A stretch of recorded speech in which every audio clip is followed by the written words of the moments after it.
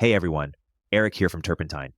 In this episode of the Hill and Valley, recorded live at the 2024 Hill and Valley Forum in Washington, D.C., Roelof Botha, managing partner at Sequoia Capital, and Jacob Helberg, advisor to the CEO at Palantir, discuss closed source AI, independence in our energy and AI infrastructure, and the urgency for Silicon Valley and DC to have a strong partnership again. Roelof, Jacob, welcome. Stoked to be interviewing you both. So the Hill and Valley conference was a massive success. Why don't we first start with you, Roelof? Why did Sequoia decide to join this year? Well, before we get into that, I want to say a big thank you to Jacob because he deserves the credit for bringing together Silicon Valley and DC. There's a multi-decade history between Silicon Valley and the US government writ large. I don't think people always appreciate how much of what Silicon Valley became was thanks to a significant amount of government spending on basic research and development for the development of semiconductors and the internet and everything else. And so that seemed to have softened, I'd say, maybe a decade ago. And it's wonderful to see somebody like Jacob step up to rekindle these conversations where people from DC and Silicon Valley can get together, as the name suggests, Hill and Valley, for us to get together in the same room and find out that we actually have much more in agreement than may have been apparent from a distance. So I wanted to say that off the bat. The reason we showed up, when I joined Sequoia shortly after the PayPal exit, I think there were about 200 million people on the planet that had access to the internet. And today that obviously measures in the billions. And so technology has infused our lives way more extensively than I think any of us could have imagined 20 years ago. And so I just think it's kind of quaint and maybe outdated for Silicon Valley to imagine that it doesn't have a big role in society at large. And so it's imperative for people from Silicon Valley to show up and have a voice in the debate in DC as technology shapes so much of our lives.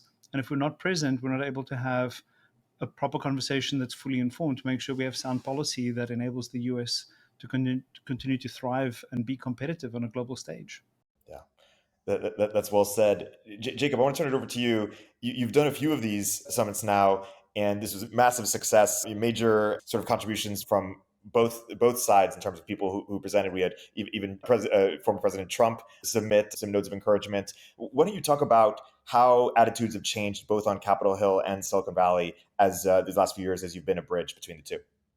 Yeah. So first of all, I just wanted to start by thanking Roelof for his incredibly kind and generous words. And Erik, if I could just build a little bit on that first question you asked, which was about Sequoia's participation in Silicon Valley, and just add a couple of points to what Roelof said and say that a core mission of the Hill and Valley Forum is to promote the partnership between Silicon Valley and Capitol Hill to make sure America has the best technological capabilities in the world.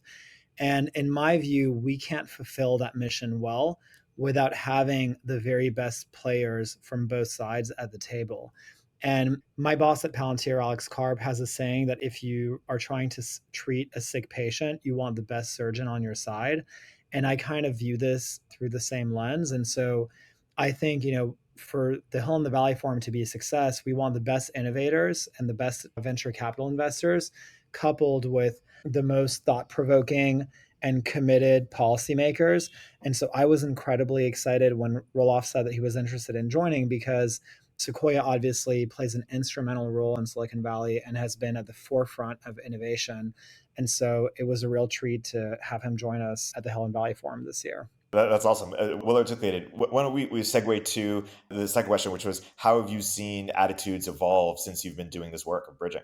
So when I first started going through the intellectual exercise of taking notes on the relationship between Washington and Silicon Valley, my work to some extent started when I worked on the policy team at Google. And I saw two things. The first is that the relationship between Silicon Valley and Washington had grown somewhat fraught over the years with an enormous amount of distrust. And there was a pretty noticeable cultural disconnect.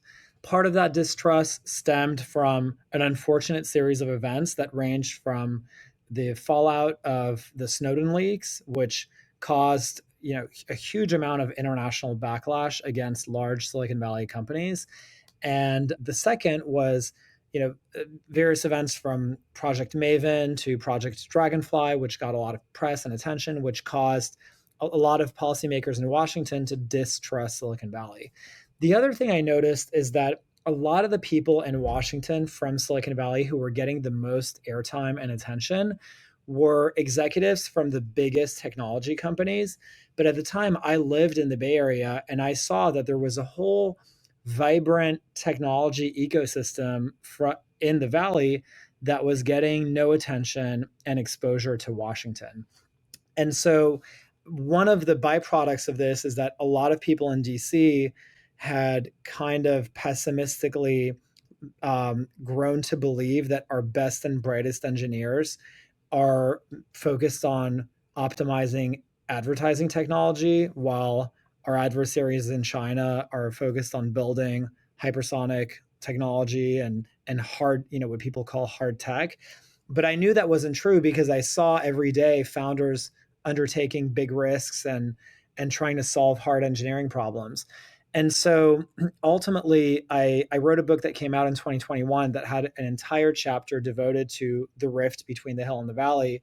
And a byproduct of that work ended up materializing in building out a conference and ultimately a community to bring these two communities together and to try to bridge that cultural gap. And the cultural gap is real. I mean, in Washington, people in Congress approach problems from a legal background. Most stakeholders are in their 60s. In Silicon Valley, people are on average about 20 years younger. They have an engineering background. So people approach the same set of facts with different worldviews and life experiences. But fundamentally, they're both in the business of building the future. And I was really passionate about helping serve as a bridge between these two critically important communities. That's well said. Roelof, I want to turn to you. I'm curious, where are you guys at Sequoia bullish on defense and frontier tech? Where are you bullish and where are you concerned? Well, the job I have is actually a lot of fun because I just get to listen to the smartest entrepreneurs, and that's what we follow. And so, fortunately, founders see the future before the rest of us. That's their special gift. And what we at Sequoia try to do is help them realize that ambition and make that future a reality. And so we've seen more and more of our entrepreneurs, partly for good company building reasons, sometimes for good patriotic reasons, want to address opportunities in and around defense technology. So we're an investor in SpaceX, which obviously has a huge influence on defense for the United States. I mean, SpaceX now accounts for 80% of all mass into orbit globally. It's bigger than all the other countries put together. And if it hadn't been for what Elon had done at SpaceX, the US would be lagging significantly. And if you think about control of the space race, that's a huge, huge element of our national defense. And obviously, I have a long history with Elon. He recruited me at PayPal many, many moons ago. We also partnered with a company called Mach. Jacob earlier talked about hypersonics. It's a little bit sad, actually. It was DARPA funding that helped the US develop hypersonic technology. And unfortunately, we didn't develop it enough. The US Air Force didn't take up that opportunity. The IP was stolen, appropriated. And today, our adversaries have far more hypersonic capabilities than we do. And so we backed a company called Mach. Ethan, the founder, was actually at the Hill and Valley Forum. And they're building hydrogen-powered hypersonic missile systems and defense systems for the US government. So we're thrilled to be in business with them. We also have a long history on cybersecurity, which is obviously a big domain where some of the battleground is being played out. And so whether that dates back to our investment in Palo Alto Networks back in 2005, we've partnered with companies like Wiz and Oasis more recently that are providing cloud infrastructure, cybersecurity solutions, or solutions for non-human identity, for, machine security, if you will. And so we continue to see these opportunities. We have two more investments that we've already closed, but they're still in stealth. And so we're super excited. Actually, earlier today, we just approved another investment in the defense space. So, it's wonderful that the founders are finding their way here, and we are eager to help them build great businesses. Jacob, I want to pass it over to you. You've been very vocal about why we should ban TikTok here, and you've been very influential, perhaps the most influential in helping make that happen, or steps towards that happen. Do you think we're in a new arms race with China? I do. I do think we're in a new arms race with China. And, for a long time, I was very concerned that that meant too many elements in Silicon Valley were trying to remain neutral and be Switzerland. the business of geopolitics is not core to the day-to-day work that draws most founders to wanting to build a company. So I think a lot of entrepreneurs understandably prefer staying away from being in the middle of a geopolitical rivalry. With that being said, I think, part of what has happened in the mid 2010s was a lot of companies that tried to remain neutral in this deepening geopolitical rivalry in practice ended up creating a policy of equidistance where they were trying to essentially balance competing priorities with Beijing and Washington. And I wrote an article in 2020 that said Silicon Valley can't be neutral in the US China Cold War and that approach would be untenable. I'm very, very happy that I think we've turned a corner. And I think, generally speaking, there is actually broad consensus today in Silicon Valley that the relationship between the US and China is in a place where it requires companies to take a side in a less ambiguous way. And so I'm happy that I do think today the era of Silicon Valley's neutrality is over. And we are seeing, to Roelof's point, we're seeing this incredibly inspiring, growing ecosystem of tech founders who are willingly answering Uncle Sam's call and solving some of the hardest engineering problems from hypersonic technology to biosciences and artificial intelligence. All of these hard technologies and frontier technologies are inherently dual use. And it's incredibly important that our very best founders focus on the hardest problems possible. And ultimately, I think it's incumbent on the US government to do a better job at reaching out to the Bay Area to help convert our best private innovations into hard power.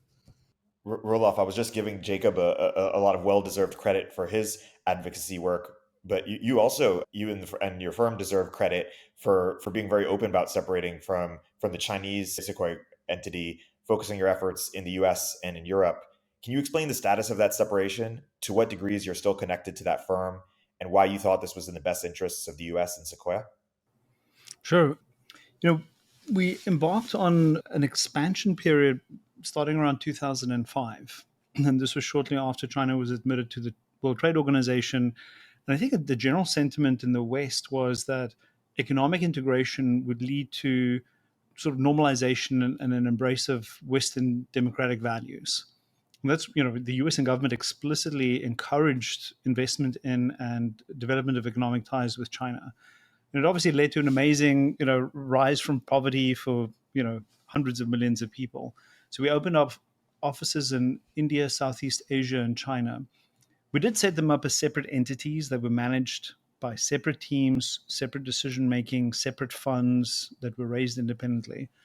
And what we shared was a brand and back office functions like finance and compliance and IT, if you will. And obviously, the world has changed. Some of the data I've been looking at recently, world trade in goods as a percentage of global GDP peaked in 2008. 2008, more than 15 years ago. And so we're in this period right now where you see more economic nationalism. And it's a very different period from this sort of post-Second World War 70-year golden period that we've enjoyed. And we need to recognize that reality. And so, we're not blind to geopolitical pressures, obviously, and honestly, there were challenges in running this very distributed global organization, yet that they were separate entities. And so we all got together last year. We agreed that it was better for us to go our separate ways. We announced that in June 2023, and by the end of last year, the full separation was complete. What was Sequoia China is now called Hongshan. What used to be Sequoia India is now Peak 15, and we are fully independent, separate brands at this point. Yeah. To that end, Jacob, is what's happening with TikTok a bellwether for more technological decoupling between the U.S. and China? I think it is. And, to echo some of the points that Roelof was making, I think the arc that Roelof described, where in the early to mid 2000s, the prevailing consensus was deeper integration with China was good for the world and good for America. was as true in the private sector as it was in the public sector, where, to Roelof's point, it was official US policy for a long time to promote deeper regional and international integration. And so, part of, in a lot of ways, the changes that we've seen a number of different companies make to decide to look to other markets outside of China, and to, some companies have adopted a build where you sell model, whatever the recalibration in, a given company's approaches, but to adapt to this new landscape. We've actually seen that same process take place in the policymaking community. And the TikTok bill is actually a reflection of that, where, TikTok was allowed to operate in the US for a long time. Huawei wasn't an issue until the mid 2010s. So was ZTE. DJI is a topic of discussion and is still allowed in the US, although, is undergoing a lot of scrutiny. And so, if you zoom out, I think you're seeing a lot of policymakers go through that same process of recalibration of how they think, public policy should be recalibrated to factor in the fact that the world has changed, and therefore updating, the policy approach is warranted. And I think that, the TikTok legislation is ultimately an important overdue recalibration of our technology trading relationship with China. And it was a hugely important precedent and bellwether for how we approach other technology issues. And ultimately, I've been a big proponent of the United States government thinking through in a holistic way, what should our technology trading relationship as a whole be with China. I think, I would favor a holistic approach rather than a piecemeal approach. And I think you're kind of seeing that take place, bit by bit, whether it's debate that's going on with ZTE, Huawei, TikTok, DJI. I think, the Trump campaign announced that, it would consider the imposition of tariffs on electric vehicles. So you're seeing a 360 recalibration of our technology trading relationship. And ultimately, I think, given where the world is in 2024, I think it's a healthy thing. Roelof, is there anything you wanted to add to that? I'm not sure if I was cutting you off. No, just having studied economics as an undergrad, along with statistics and math, I was always a big fan of Ricardo's view of, the benefits of trade. And the problem, obviously, is that it makes simplifying assumptions about the interests of the trading partners, and that, everybody serves a common good, has a certain sense of values around respect for intellectual property, human rights, and things like that. And so I'm reminded of this one joke that, at some point, if you're playing a sport, let's just say you're playing soccer, if the one side is winning because they keep going offside to score goals, at some point you sort of have to say, listen, can we just recalibrate? It's not the way we're all playing. So I think this is a very healthy dynamic that we're having these conversations. Yes, yeah, I didn't learn that. The sophistication that we're talking about now, I didn't learn that in my econ classes as well. And Eric, just to build a little bit on what Roelof just said, I think, one of the reasons why having open lines of communication between Capitol Hill and Silicon Valley is so important is because I think everyone in DC understands that, being autarkic and reshoring everything to the United States is obviously not realistic.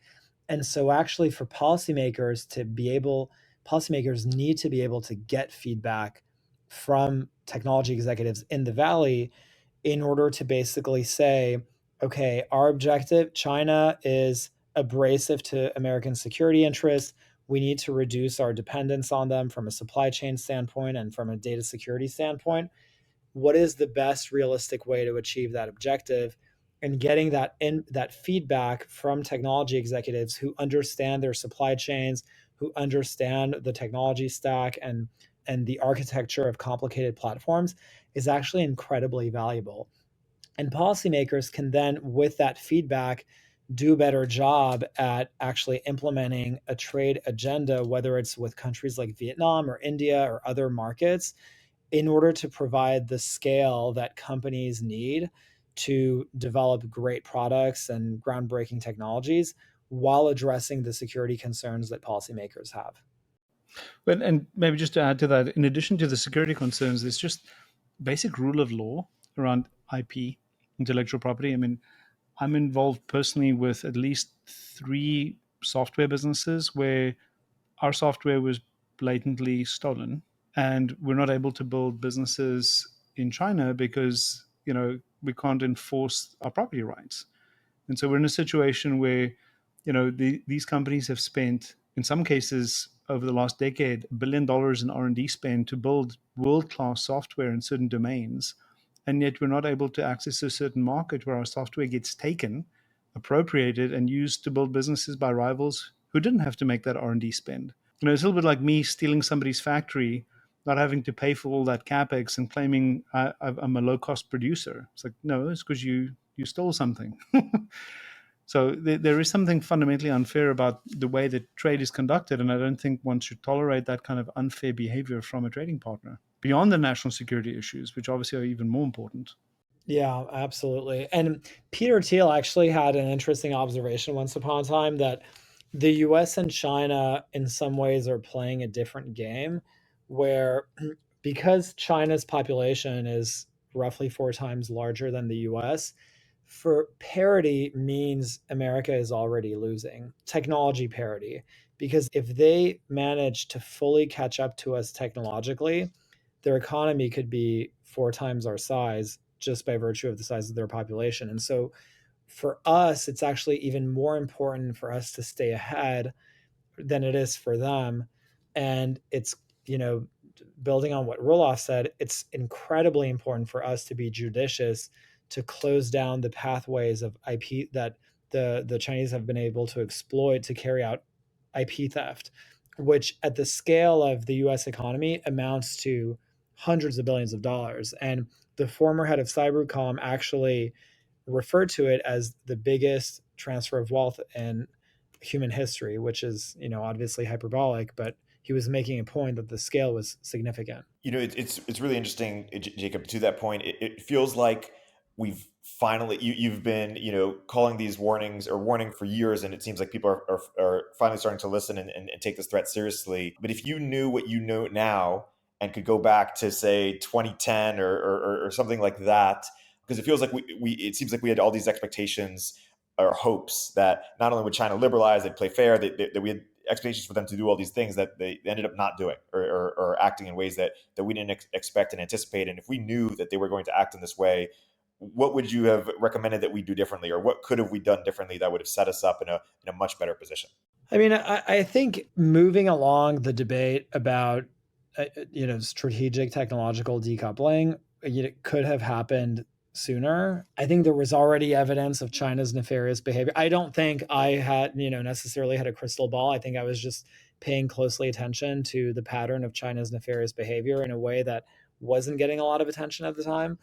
But ultimately, I'm grateful that people have been absorbing information with an open mind, and that when presented with evidence, a lot of people kind of evolve their views, and I think that's a healthy thing. I think you want that debate to happen. I mean, my basic approach over the last few years has been engaging in conversations with almost everyone willing to listen. And I think it's one of the great things about our democracy is that you can have these Socratic dialogues, and based on the merits of an idea, let the best argument win. And if an argument is compelling, people are open to it, and we'll take that feedback. And I think it's great that the consensus has evolved in the way that it has. And I think ultimately we're landing in the right place, which is good news. Well said. I want to zoom out and talk about the AI supply chain. How are export controls affecting tech? Roelof, do you have thoughts on I'm curious, have people in the Bay Area been talking at all about export controls, and is this a topic of discussion in the startup ecosystem?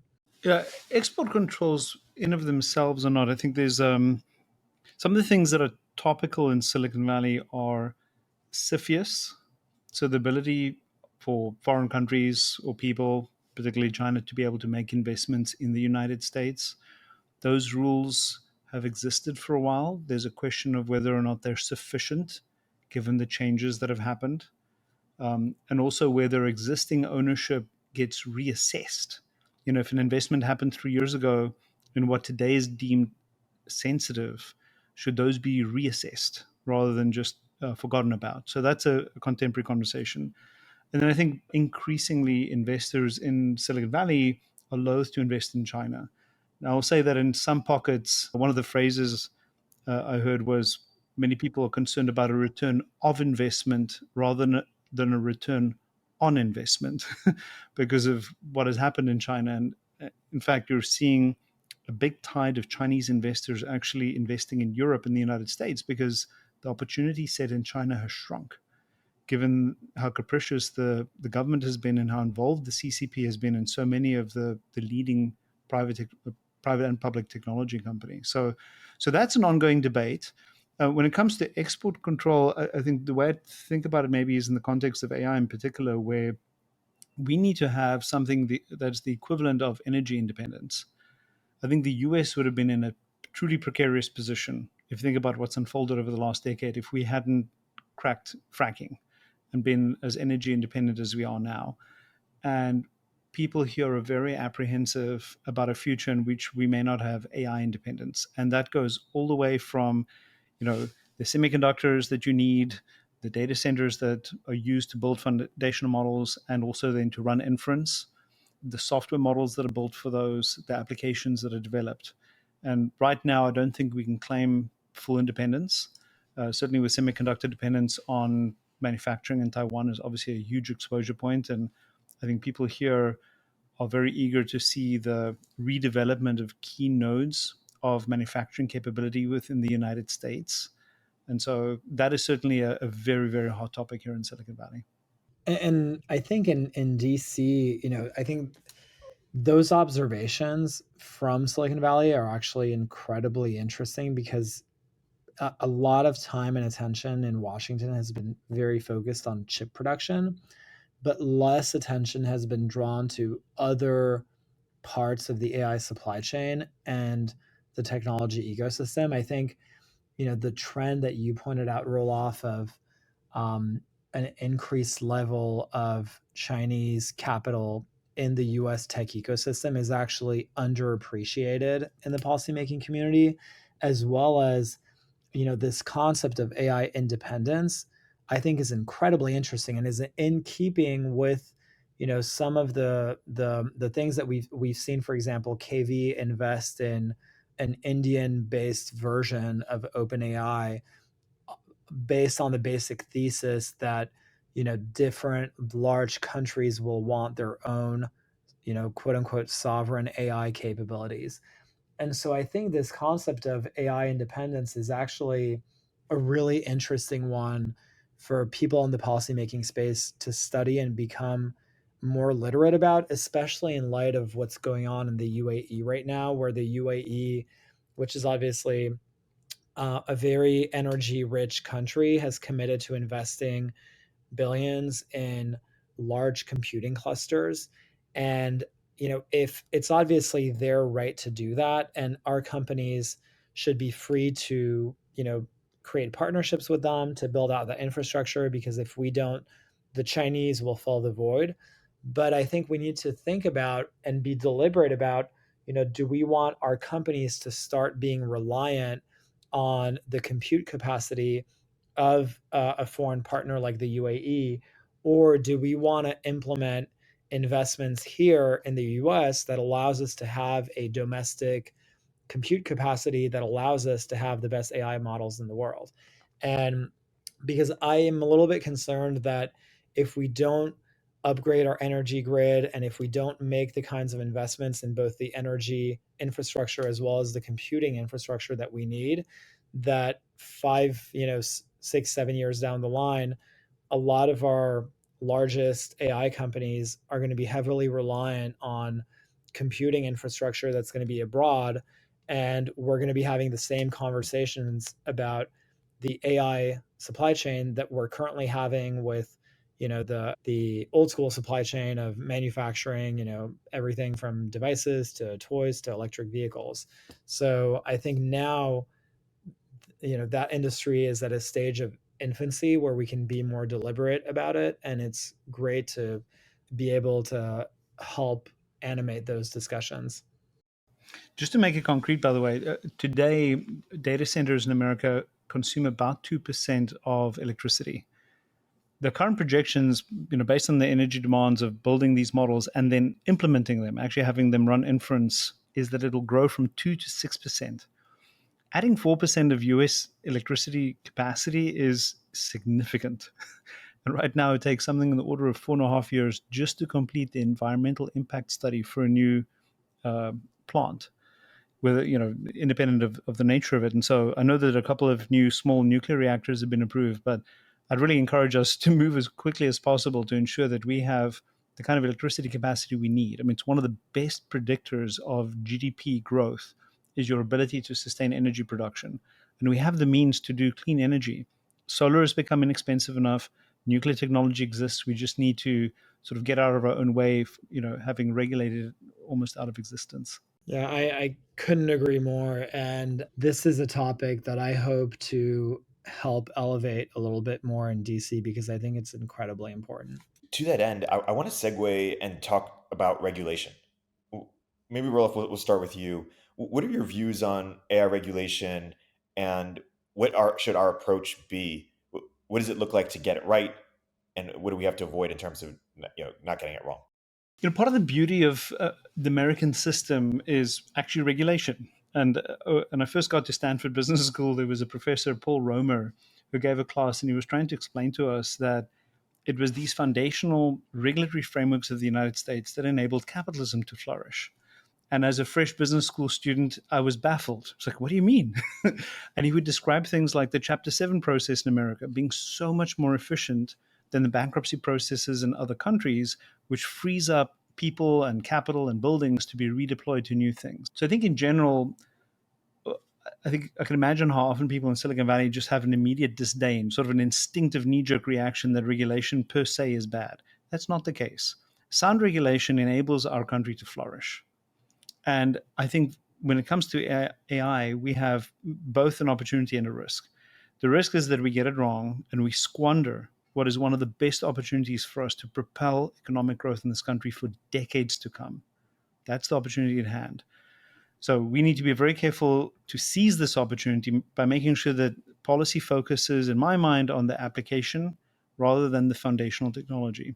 Because to regulate AI as a foundational capability is like regulating electricity or the internal combustion engine sort of as an abstract innovation without regard for its actual implementation. And so in my mind, that's where we should focus. And I'll give you some examples. I'm on the board of a financial services company where we offer loans to small businesses and to consumers. And there are very well-developed laws and rules in the United States for fair lending practices. And whether you were using sort of primitive statistical techniques or early machine learning models a decade ago or the latest AI model, you should be tested and we need to make sure that the lending practices are fair based on US regulation. That's independent of regulating the underlying model, whether it was a machine learning model or a so-called modern generative AI model. So I think that's where we need to focus. I'm a little bit worried that Europe is sort of jumping ahead with regulation a bit more aggressively than it should, and that they may inadvertently starve what is a great opportunity. I'll be honest with you, the Hill and Valley Forum to me was a great example of this, and I was in DC in February as well. When I've spoken to people in Capitol Hill, they are eager to listen. They're eager to engage not only with the leading companies, but as Jacob said earlier, they also want to hear from the small companies and the academics.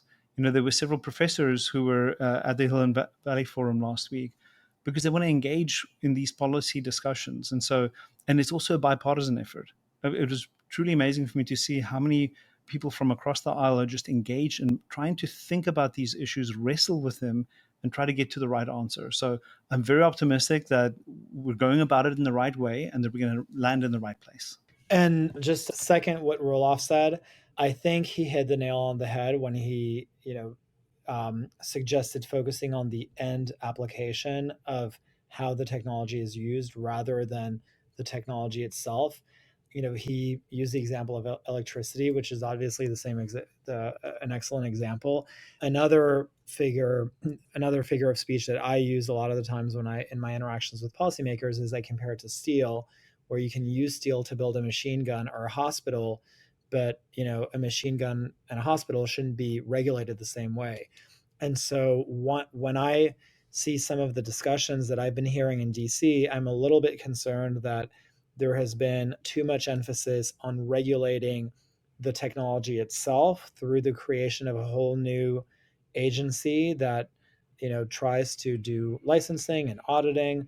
I would prefer seeing an end use approach and a sector by sector basis where regulation of AI in transportation doesn't look the same as it does in healthcare or in biomedical research and so forth. And so I'm strongly in favor of a sector-based approach and an end-use approach of AI governance. I think there's a lot of the benefit of that approach is that it also grounds the approach in legal precedent. So if you take AI in the transportation sector, for example, some of the canonical policy questions that people have asked is, if you have an autonomous car and the car hits someone, who's liable? Is it the AI company, the auto manufacturer? And you can actually use a lot of legal precedent and our corpus of tort law to develop an answer to these policy questions that has legal precedent and that's coherent relative to answers that we have already developed that related to adjacent questions for that industry. And so I think it's ultimately the right approach. AI in the military sector, for example, we have laws about export control, about the transfer of sensitive technologies abroad. And we also, have a whole policy agenda that's aimed at having the best military technology out there.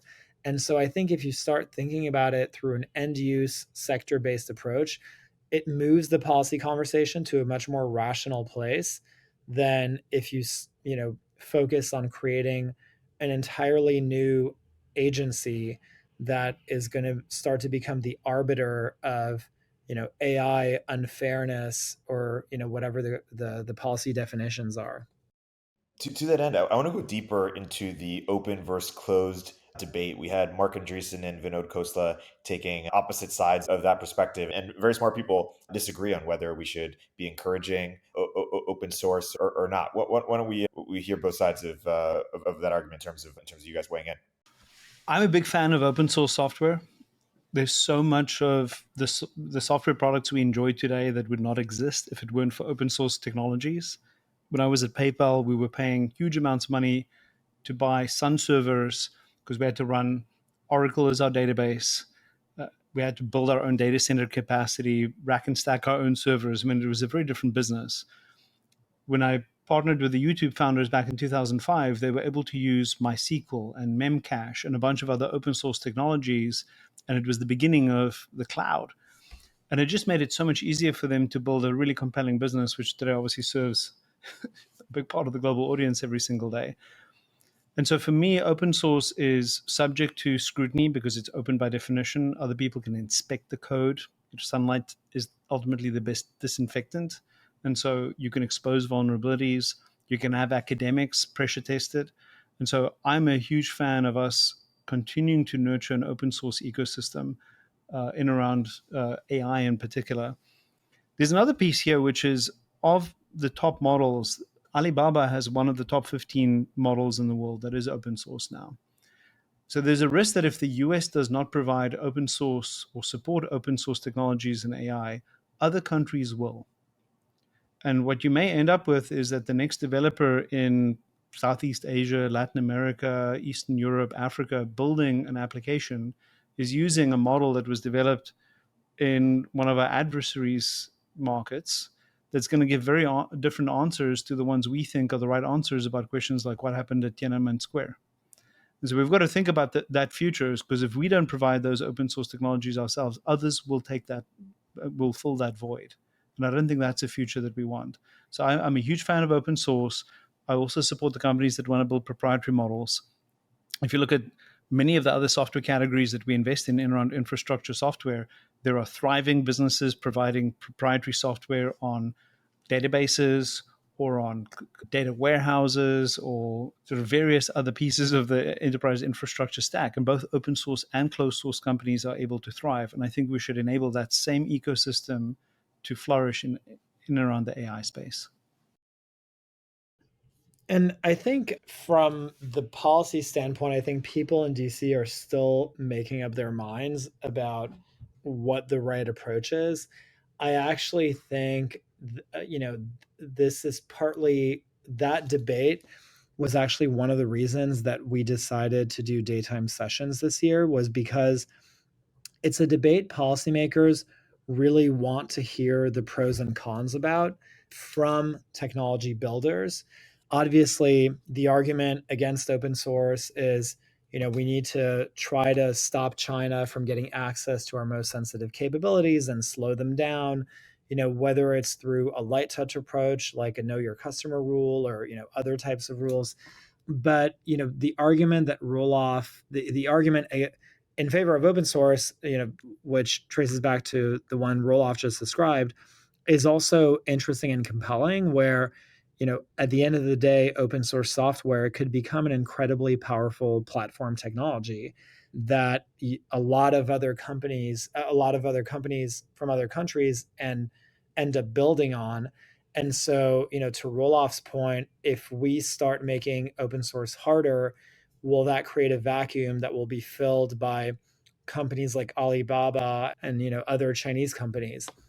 And so it's actually really useful to get, to hear the pros and cons from technology builders, because people in DC haven't themselves made up their minds. And so thinking through, what the trade-offs are is incredibly interesting and useful.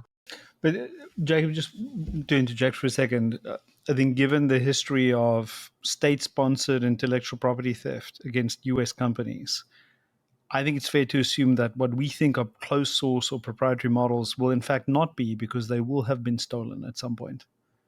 And so we're kidding ourselves, I worry, if we think that we can truly keep these things secret.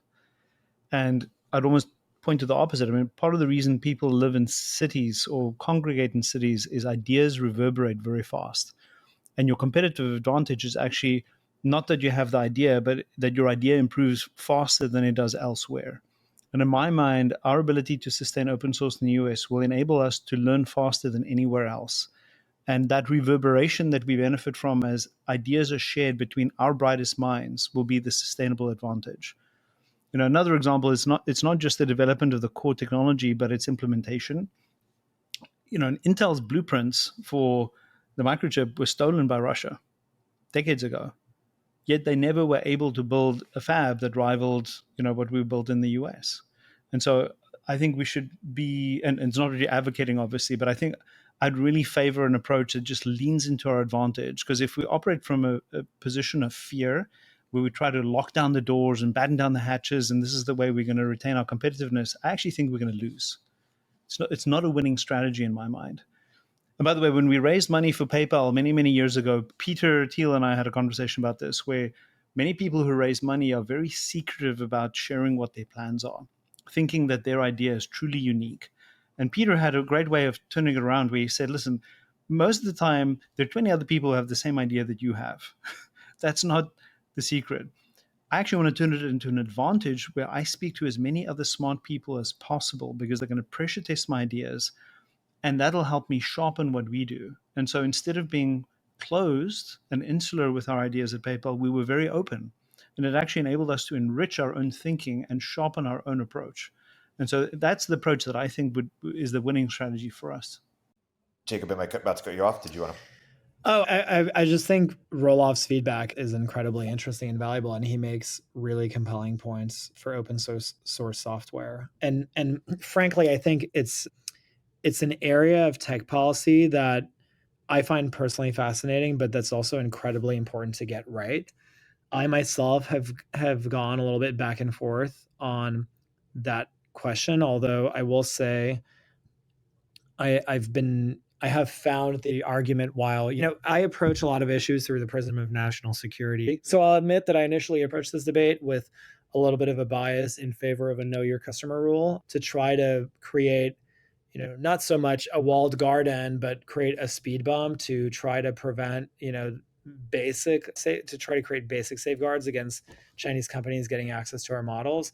But I will say, I mean, look, the points that Roelof is making are really legitimate and valid, which is that even if you do create those speed bumps, they're probably going to get the technology anyway, just because, there's a very large body of evidence that shows that they're very effective at stealing technology. And so if you adopt that approach, you're essentially absorbing the cost of making it harder for your technologies to be global, while at the same time, you're not really getting the benefit of stopping your adversary from getting access to your technology. So it's a very compelling argument. And I think that hearing these types of pros and cons is actually incredibly useful for policy people to get that issue right. And actually, I'll add one more thing. And another bias I have is, as someone who grew up in Europe and have seen firsthand the way that Europe has often completely strangled its economy to death, I am a little, if in doubt, my default often tends to be just don't do anything because no regulation is better than a bad one. And so, in these situations, I would actually probably err on, if the benefits aren't compelling and clear, then it's probably best to not, move forward with new regulations in the absence of clear and compelling evidence. Well articulated. We're gearing towards closing here. I assume you both have hard stops, so I want to leave on closing statements from both of you. Perhaps either a message to Silicon Valley or a message to DC about how the other should better or differently understand or approach each other. Jacob, maybe 1 minute each. Maybe you'll start. Well, I'm incredibly excited about the resounding enthusiasm that there is in both Washington and in Silicon Valley to engage with each other to solve so many different important problems that are important for the country. On the one hand, Washington needs Silicon Valley's help to make sure that we have the best capabilities in the world, but it also needs Silicon Valley's help to think through how to approach and address policy discussions and debates that a lot of people are having in DC, because ultimately we want to land in the right place for the sake of our economic prosperity, but also for the sake of our national security. And I'm incredibly excited to see that policymakers in DC are also, approaching that conversation with an open mind. They want to take the time to talk to people, hear the feedback, invite people into their offices, and they want to do this on a bipartisan basis. And so it makes me incredibly optimistic that the relationship between Silicon Valley and Washington has really turned a corner. And we have now a pretty solid foundation of trust to actually address and achieve some really historic progress on, investments in tech that are long overdue to bring new technologies into how the government is run to solve big problems, whether it's, better land management to solve, mega fires, or make more efficient the allocation of healthcare benefits, welfare benefits. So many parts of the public sector could be modernized with better technology. And ultimately, in Silicon Valley, as Roelof, mentioned in his opening statement, Silicon Valley started in part with a lot of help from the US government. And so for the US government to better articulate what the North Star is, from a policy standpoint, will also be very clarifying for a lot of founders to know, where are the lines for policymakers. And so having those open channels of communication is incredibly important. And I'm happy we are coming to a much better place. Thank you, Jacob. Roelof, any closing thoughts? As an immigrant who is drawn to move to the United States because this is such a well-governed country, I've really come to appreciate how many sound policy decisions and the US Constitution have really provided the bedrock for this capitalist system to flourish and to be the best way to improve people's standard of living and quality of life. I mean, it really is remarkable what the United States has accomplished over the last 100 years. I think we have an opportunity to sustain that in the decades to come. It requires conversations in DC between those who make policy and those in industry. I feel privileged that Jacob has kindly created this forum for us to engage with DC and for us to have a voice in helping shape what we hope will be the best policy for us to continue US competitiveness for decades to come. Today's most burning topic is AI. There will probably be another topic in a few years, but it's, you need to have this open dialogue for us to have these conversations. When it comes to AI, I really think it's a generational technology. It is our generation's space race. We need to get it right, and I hope that we seize rather than squander the promise of this technology. That's a great place to wrap. This has been an excellent discussion. Roelof and Jacob, thank you very much. Thank you. Thank you, Jacob. Thank you, Erik.